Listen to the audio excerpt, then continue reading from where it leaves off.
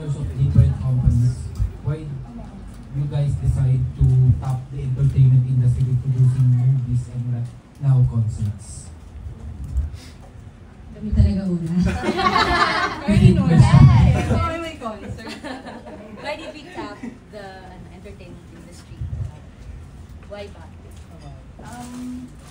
Basically because there is a large opportunity in this industry. And I believe kasi we have multi-businesses. So this industry will benefit all of our other businesses. Since one business fuels the other. So mas lumalakas yung iba pang businesses because of this industry.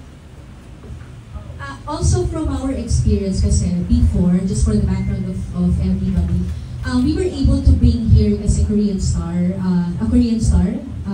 kung kilala niyo yung si Attorney Woo, si Park Eun-bin, yeah, she was actually our brand ambassador from for our Magic Hair, and then Thai Star, Spring and Becky. So when we were doing projects with them, we actually saw the potential of not just international stars, kasi nakita namin sobrang galing ng local stars. So if we were able to do that, why not do it with our own artists? And there you can see these are actually some of the best divas that we have here in the Philippines.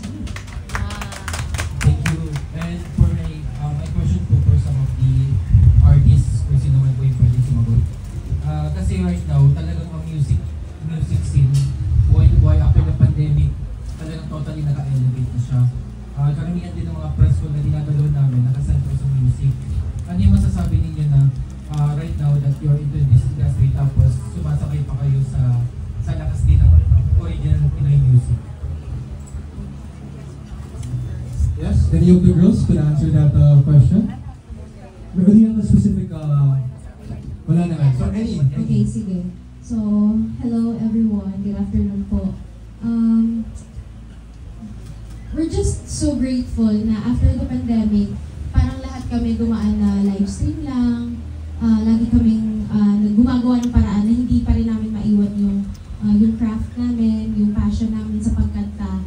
And ngayon, since unti-unti na tayo nakakabangon lahat, sobrang nakakatuwa lang na makita ulit yung mga taong sumusuporta sa amin, hindi lang sa screens namin, sa screen natin, sa mga phone, but harap-harapan na. At nakikita namin yung ngiti nila every time na nakakausap na namin ulit sila, nakakantahan namin ulit sila. And of course, sa inyo din, we are very thankful na isa din kayo sa palaging sumusuporta sa aming mga singers dito sa Pilipinas na tinatayo din talaga namin ang musika ng Pilipino. Last question po, may internal competition pa ba sa inyo? Ngayon that you are working management, pero may internal competition pa rin ba na may nararamdaman pa kayo gano'n? Aminin mo natin. Internal as a competitive person. Feeling ko, kasi I work with Hannah, Marian, and actually lahat sila. Kami kasi, we don't see ourselves, like, hindi kami ito yung nararamdaman ko ha, hindi kami in competition talaga. Like, we really help each other, we share ideas with our songs, like mga bali ng songs. Kasi nung sa Queendom kasi, ganun kasi kami, tinray ng GMA, na wala talagang competition. So, feeling ko, wala. Ikaw, meron ba? Actually, ito na talaga yung perfect time para i-reveal ko yung mga meron. Hindi. Actually, fun, like a little anecdote lang. When the Born for This concert was first presented to me, I messaged Ate Jessica pa na, tama ba ako dito? Bakit namali lang na sinama ako? Parang hindi naman ako bilog. Tapos siya pa yung nag-hype sa akin na bakit mo yung iniisip, love. Tapos nung nagkaroon na din kami ng group chat tatlo, the night before the concert, talagang nag-hype, hina-hype namin yung isa't isa na grabe lang, sobrang galing mo, Ate Jessica, sobrang galing mo. Tapos ganun din sila sa akin. And with Ate Marian and Ate Hannah, having worked with them for so many years now in Queendom, and the fact na yung friendship namin talagang nag-blossom it just goes to show that there really is no competition. In fact, yung galing ng isa't isa, I believe that that's what highlights everyone. Kasi iba-iba din po talaga kami. Kahit lahat bumibirit, nag-high notes, ganyan. Pero may individuality din talaga kami and lagi kami nagtutulungan. And I think you will see that in the concert series. Yes. Kung meron mga competition, baka friendly competition lang. Alam mo yung parang nakakapatid kami, Yes. yung nagpapasiklaban kami ng report card sa mga magulang namin sila. Parang ganun lang. For self-growth lang din for each of us. Actually, to add to that, here at GMA, talaga namang uso na po ang collaboration. And among these women, they really collaborate to bring each other and uplift each other. Kitang-kita po natin that these are homegrown Kapuso talents. And right now, GMA, of course, is collaborating. So talaga na-instill a collaborative effort between these 5 amazing ladies. Can we add to that? Do we have another question, please, sir? I'll go to you. I think... Ay, ito lang. Sorry. Kaya na lang. Todo na to. Kaya Todo natin na to. yan. Parang rinig naman. Oo, kaya na yan. Parang rinig naman. Sige, magandang hapon. Robert from the Manila Bulletin.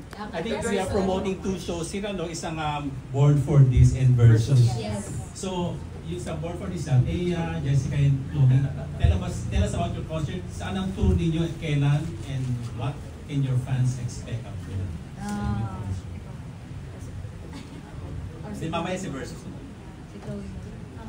Okay, so, Born for And hello po. So, Born for This is, sinashowcase po namin dito yung story po ng journey namin. Kung paano kami nag-start sa singing and paano po kami ngayon. And for our concert tour, wala pa po kaming pwedeng i-review. Pwedeng i-reveal na dates and saan. So, abangan niyo po. Pero this year din siya. Yes. Yeah, this year po yun. Actually, starting November. Miss April. October, November. Miss April. Miss April. Ayan yan. Okay na. So they were off. So, Okay, narinig mo.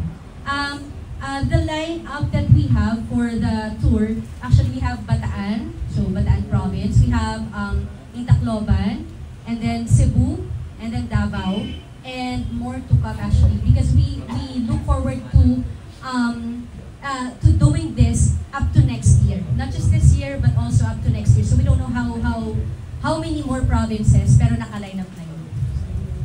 International. And then, Kailan start ang provincial tours? This year po, I think November, inaalis lang yung dates natin for the tour. I think November or October.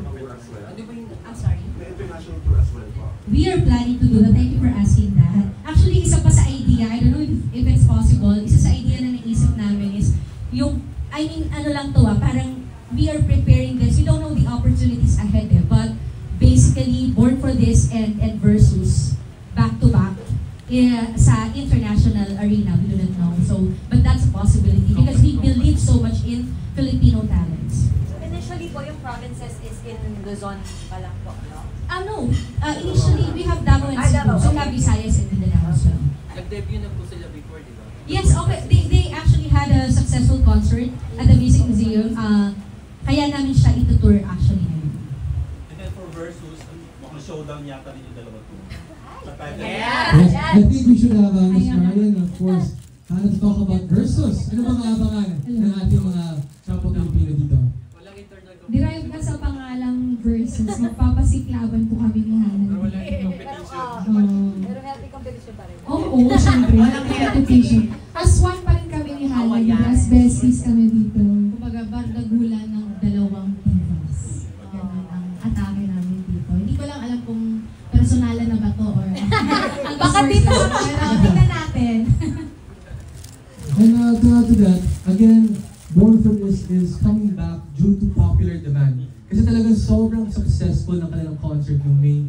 And I think it's a shame kung hindi natin papakita ipapamalas yung talento ng ating mga babaeng ito all over the Philippines. And that's why this was, of course, established. Can we have another question, please, from any